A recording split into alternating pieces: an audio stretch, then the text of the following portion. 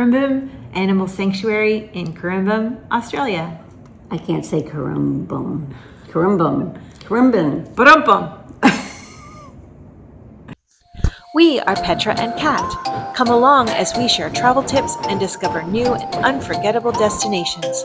From hidden gems to popular landmarks, we hope our travel tales will inspire you to embark on your own adventures.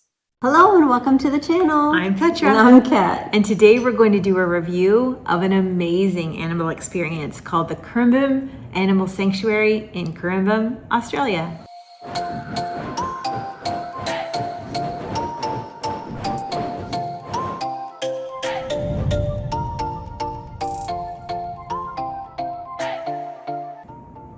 We got an opportunity to spend some time at a beautiful animal sanctuary in a town called Currumbin. So the general consensus seems to be Currumbin, although some people pronounce it Currumbin. Regardless, I got it wrong most of the time. A town near the Gold Coast of Australia. Our friends Gail and Angus that we met on our Trans-Pacific cruise told us this was a not miss opportunity, and they were right. It was actually founded in the 1940s by a gentleman who really just wanted to keep the birds off of his flowers. He did a daily lorikeet feeding just so the lorikeets wouldn't eat his flowers. And I thought, that's a really inauspicious start to an amazing place. And then in the 1960s, it had grown enough that he created a little railway and train system that visitors still to this day are riding around the park because it has grown so much. It's a beautiful place. Every sanctuary that we went to or any zoo we went to had its own ambiance, and I'm so glad that we went to this one and we enjoyed it so much. We started with a tour of the zoo on the train, which is a great way to see all the things that we wanted to do because there were a lot. My favorite thing at the very beginning was to see these gigantic pelicans. Huge. We could have watched them all day.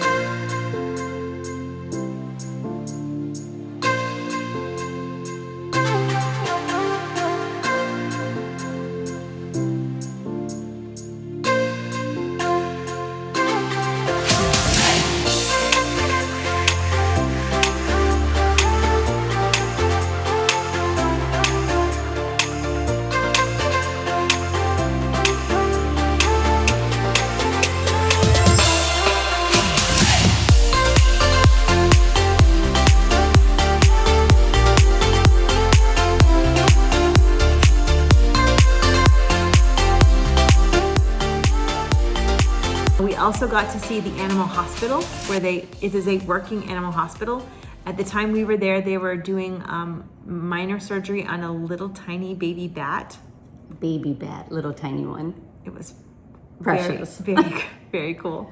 They had all kinds of birds, including twice daily lorikeet feedings. So enjoyable. I can never get enough of those birds. If I could feed them every day, I would. It was our first chance to see a capybara up close. Yep. You should be wearing your Don't Worry Be Cappy shirt. I'm not wearing the right shirt. She's going to change right now. Ta-da! And here it is. Don't Worry Be Cappy. We're going to keep the shirt on. You didn't actually get the shirt there, though? No, but it has a capybara on it, and I love the capybara. Yeah. So we got to see capybaras for the first time. Yep. We also saw an animal that I don't think we saw again the entire time. It was called a binturong.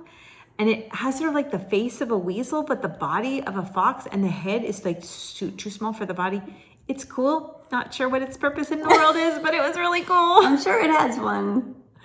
We also got to see emus. There are lots of them.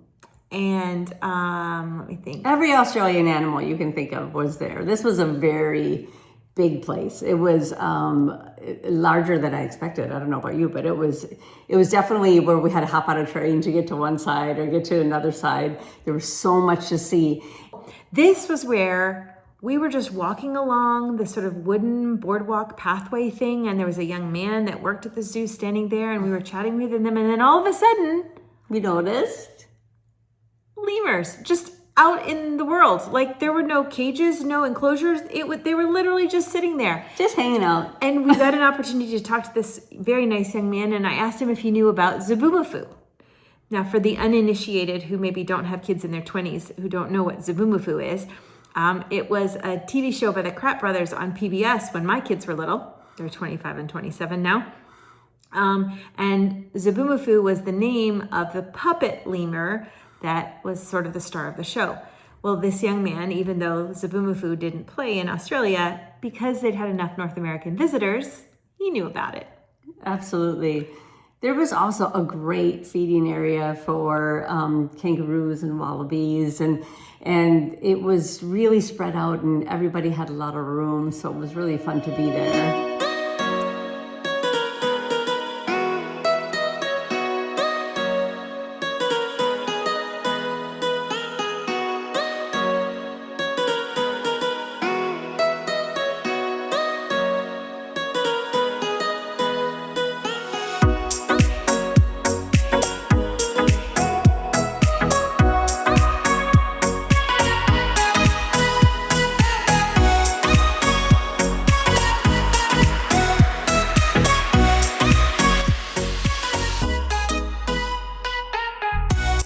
We also got to see a tree kangaroo. Oh yes, the tree kangaroos are cool. And this is actually a for those that want to know, is another place where you can make an appointment to actually hold a koala. You can do it there, and I thought they did it really well. We sat and watched other people hold koalas for a while, and it was really fun to see their excitement. And because it's difficult to hold a koala, meaning that not very many places do it, even though our friend Gail said, oh, you can hold a koala there, on the website, it was definitely not clear whether or not you could. And I'd noticed that it had been not clear at other places too. So that's why we did the koala hold at Paradise Country, because we actually saw them doing it. Once we got to Currumbin, however you say it. Sorry, Australian friends. We realized that their encounter was even nicer. Little bit nicer and a little bit less expensive. And if we hadn't just done it, I think we probably would have splurged and done it again. In actuality, we did talk about doing it again, but I think the appointments for the day had already been booked. They only sell so many a day, so which totally makes sense. They're protecting the babies. Yep, and there was a whole area of, speaking of babies, of koalas. They had their own little section of mothers and babies, and that was pretty cool experience. They had a nursery. So it was mamas who were pregnant, mamas who had little babies in their own section. And this is where we saw just how attached koalas can be to the keepers. So we're just looking, and we're almost the only people at this particular part. There's enclosures everywhere, but at this particular part, there weren't a lot of people around at first. And this zookeeper walks into the enclosure, and I haven't seen koalas move this fast. Scurried down the tree, ran across, and nearly leapt into her arms. It was so cool. Enchanting. And we got a chance to talk to her for a little while. She gave us a lot of cool information. She's got a little jelly in the pouch. Oh, yeah, and then just she. like little. So she's eating for two. She's directed us to go up the hill to see some more babies, which we did.